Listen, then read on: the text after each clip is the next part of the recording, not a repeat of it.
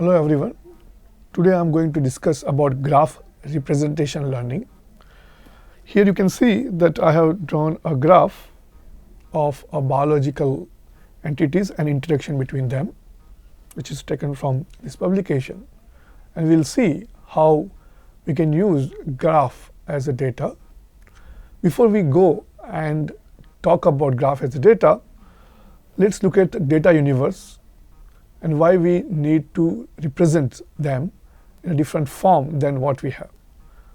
So typically models which we use in a machine learning AI, they cannot directly read or see or hear the inputs in the way we perceive them.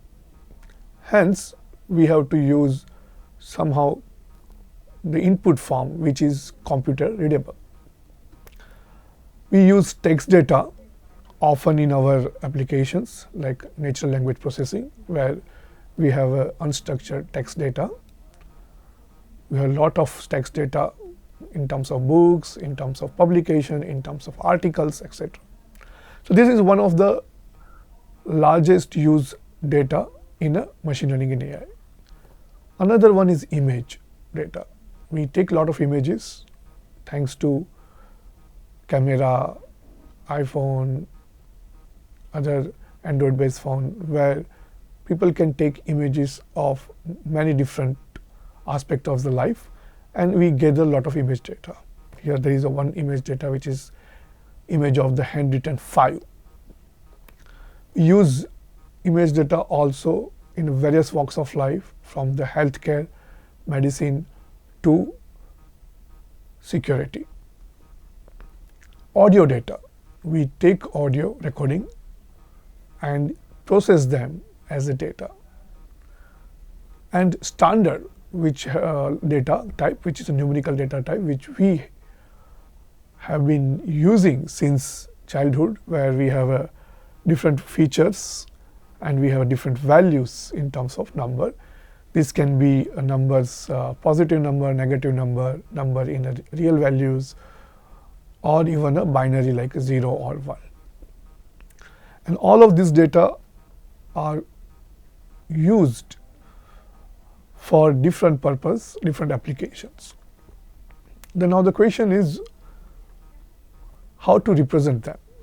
So typically in a text data, what we'll do is, let's take a simple example. I take a walk with my dog in the morning. What I will do is tokenization or split this sentence by words. So I'll take I as a one word, take as another, a, walk, and henceforth. And here what I'll do is I'll assign a positive number to unique words, like I will be assigned 0, take 1, etc. In that way I can create a set of vocabulary which will be a big vector, and each number is assigned to one word. And then afterward what I'll do is I'll use that particular representation to represent any sentence or any paragraph. So it is one way of representing text data. Similarly, if I take an image, what I'll do is I will create matrix representation out of it, where I will divide this image in set of small square, and then I will assign height and width to that square, as well as the number depending on whether it is a black or white. So black I will assign as a 0 and white as a 1, and that will lead to a matrix where height, width are available, and whether in that height width division, whether it is a black color or a white color, and based on that I can do the representation of this image. These are simple way of representing different kind of data. Now you can see that it is very seamless way we can take this data, either text or image, and use this kind of representation. But graphs as a data are unique data representation because it requires different kind of complexities. For example, if you take these two graphs, here if I represent these two molecules as a graph, so here each node is some kind of atom, and if there is between two nodes there is a edge is based on there is a bond or not. So I have a three kinds of node here.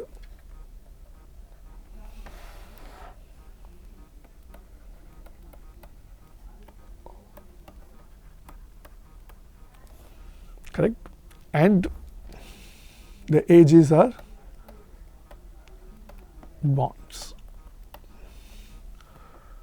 Right. Similarly, for this molecule we have a same kind of representation. Now the interesting part here is the size of this graph and size of this graph is different. Also the connectivity are different. So we have a different size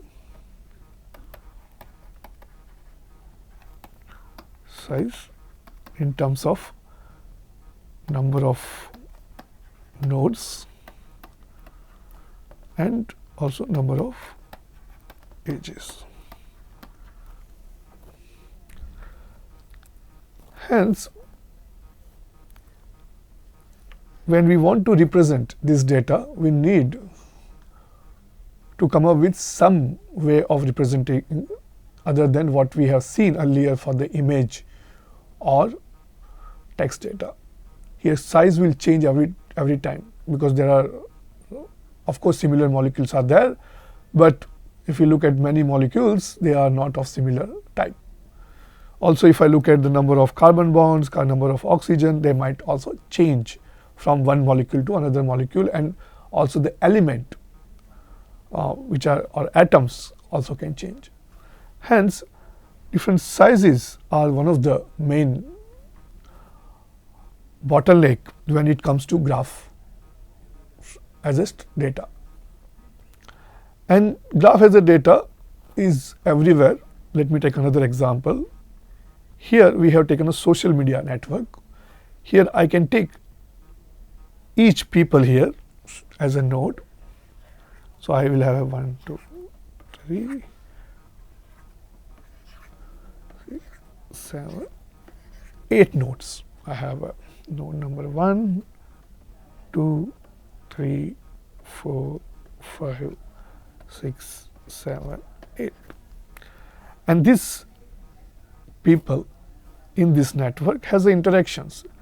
The interaction here you can see that this person is interacted with this person and this person, while this person has an interaction with this person and this person.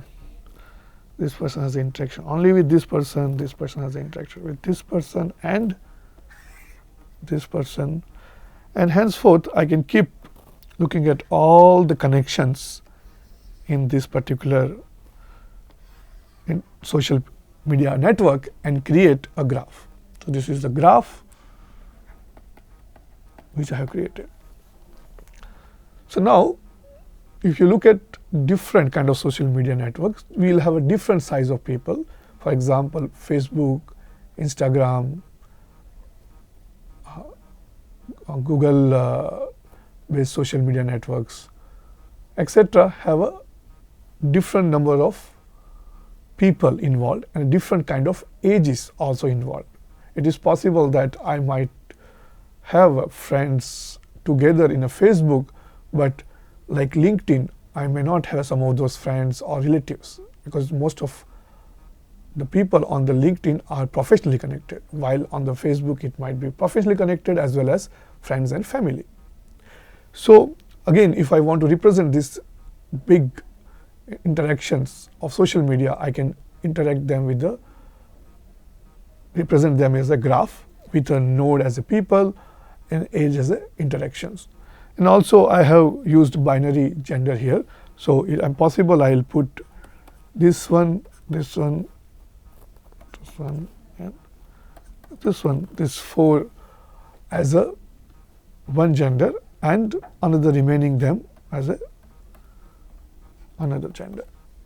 So I can actually distinguish between two nodes also.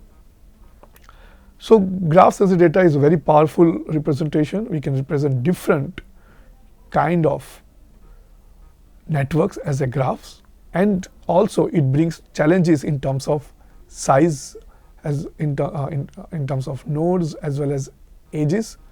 So there might be possible there is same graph, there is a same number of nodes in this graph, but different kind of edges. So graph has changed, and we will see that it is more often than you and I can see that graphs have a different structure, and varying size graph is one of the big challenge in representing this data. There are more examples. Let me give you here news media profiling. So here each node is website, news outlet, and the interaction here are based on the people who are reading it. So for example, if I am reading The Atlantic as well as ABC News, then there is a link between them, and this is link based on what people are reading. So there are possible that there are people who are reading Daily Mail co.uk but may not be reading eonline.com. So the idea here is using these news media profiles, try to cluster the people reading the same kind of news content and classify them as a certain kind of clusters. Similarly, in a biology, here I am showing you cancer proteomes, where the protein and related cancer genes are assigned. So these are protein-protein interactions, and this small colored one talks about different kind of proteins which are affected by different kind of genes, I think BRCA, code, etc. So again, we can see that we can represent protein-protein interactions in the particular different kind of cancers as also a graph or a network. And hence, I have convinced you that graphs are powerful data type or forms. Now the question is, what can we do with that? What kind of tasks we can perform on the graph, or how we can learn on the graphs for different kind of applications. So computational tasks on the graphs can be divided into two parts. One is node-centric task, where nodes of a graph can be considered as the data samples. So take this example. Here, as I already discussed with you, that each of these person considered to be node, and each of this person node has a certain properties, correct? The properties can be age, can be height, weight, can be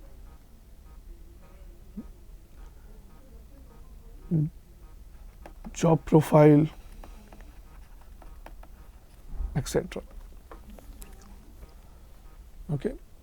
Now, each of this node has a certain characteristics or properties.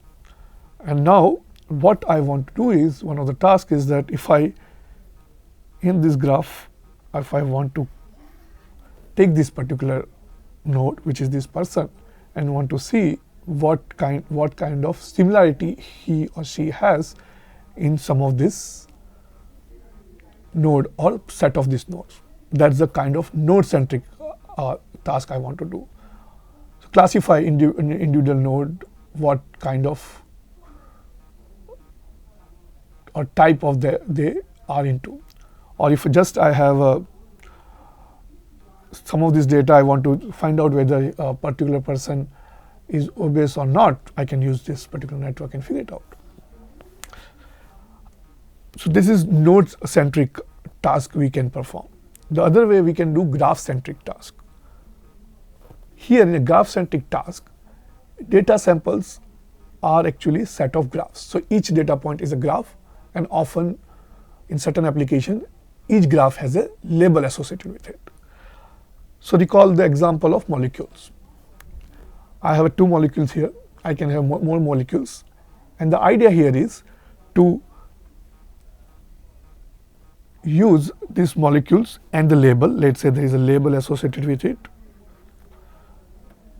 It is antimicrobial property, yes.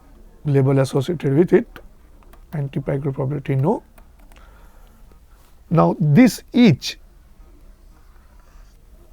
point is a graph, and label associated with it becomes a data samples, and I can have several molecules for which I have a label available to me.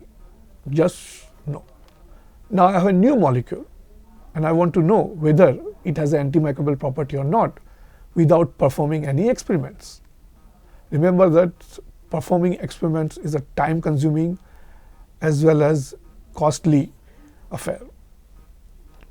So before I go and perform the experiments, which I have to do it for using that particular molecule later on, but before that I can use existing data and perform a graph centric task.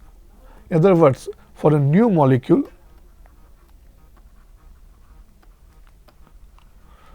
I want to find out what is the label.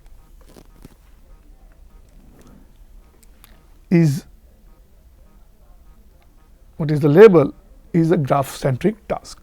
Here each of this molecule or graph with label is a data point.